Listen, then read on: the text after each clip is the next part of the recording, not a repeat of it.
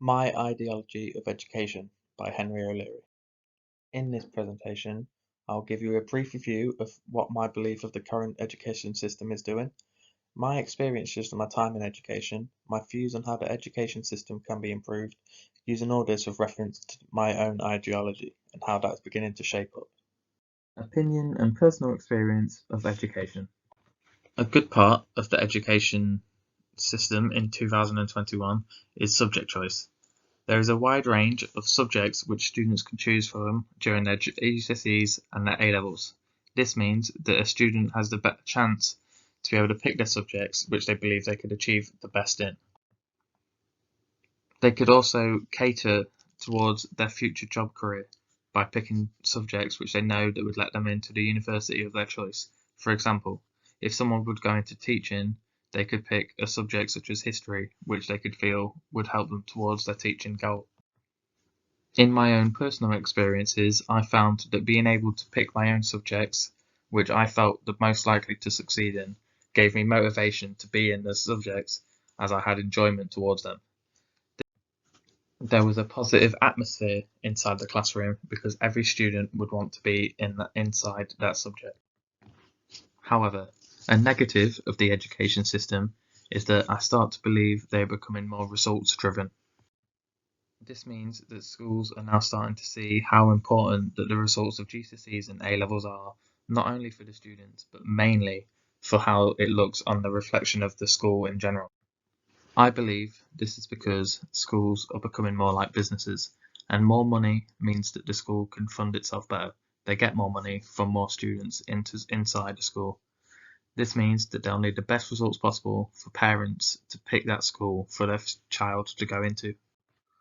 Although more funding for the school seems like a good thing, it seems that there's been a disconnect between the students and teachers as they are so determined to get into the right results that they forget how important and challenging it is for the students during these difficult times in exam periods. As mentioned in the last slide, schools are starting to seem to be run more like businesses. This could be because as schools turn into academies, they receive funding for how many students are entering their building. It then, sadly however, starts to feel like that the school isn't becoming a school and it's more becoming a business, and they just need as much kids in the school as possible to get more money for the school.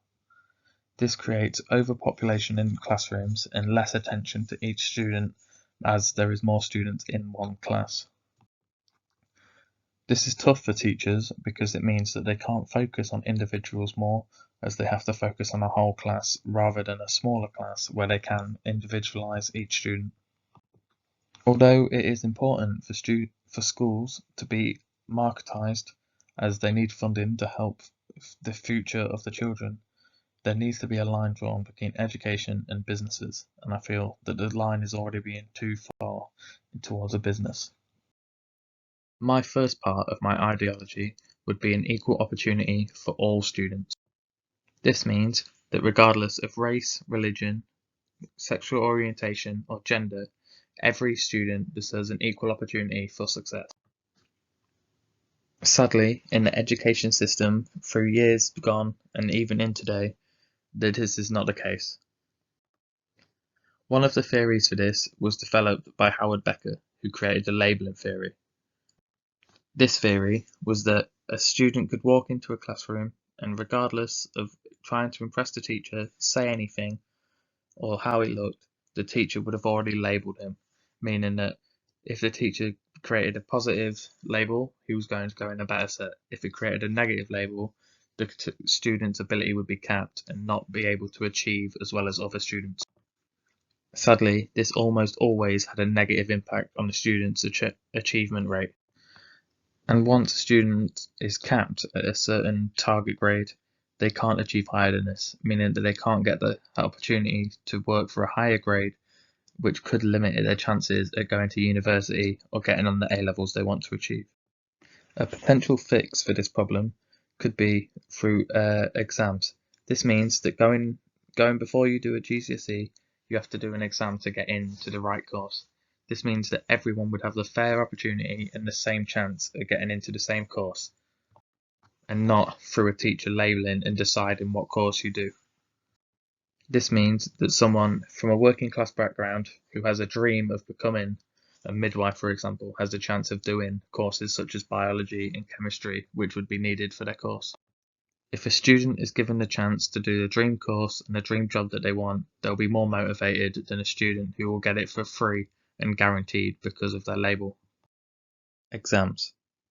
Although exams are probably the fairest and most genuine way for a school to develop an understanding of how well or not well a student has done, as 9 times out of 10 that if the student gets an answer right, the grade is right, with exception to essays where they could be subjective in marking, but 9 times out of 10 as well, they are also correct.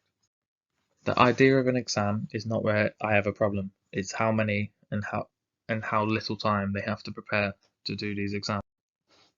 By this, I mean students are expected to do 20 plus GCSE exams in the space of a month. In my own experience, I did 26 in the space of a month, meaning I had an exam at least every day, sometimes twice a day.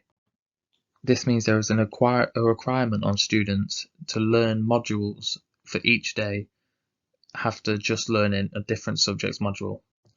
This is a daunting task and something that puts physical and mental stress on all students during this time, something which a student cannot be prepared for.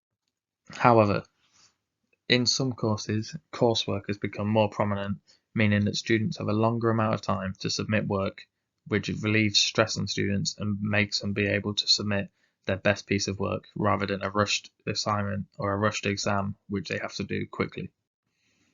I believe an increase in coursework, or maybe a higher scattering of exams, so you don't have to do them all in the same month, would create better results and more pressure lifted off the students' shoulders.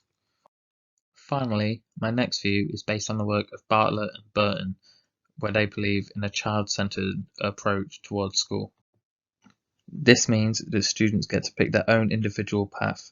As previously mentioned, with courses and a wider range of choice, it means that students get to pick their A-levels and their GCSEs, meaning they get to pick a course which they think would be most suited to them. They also believe a child-centered approach would help increase students' mental health. Mental health is one of the biggest issues inside schools today, with a lot of students suffering from depression.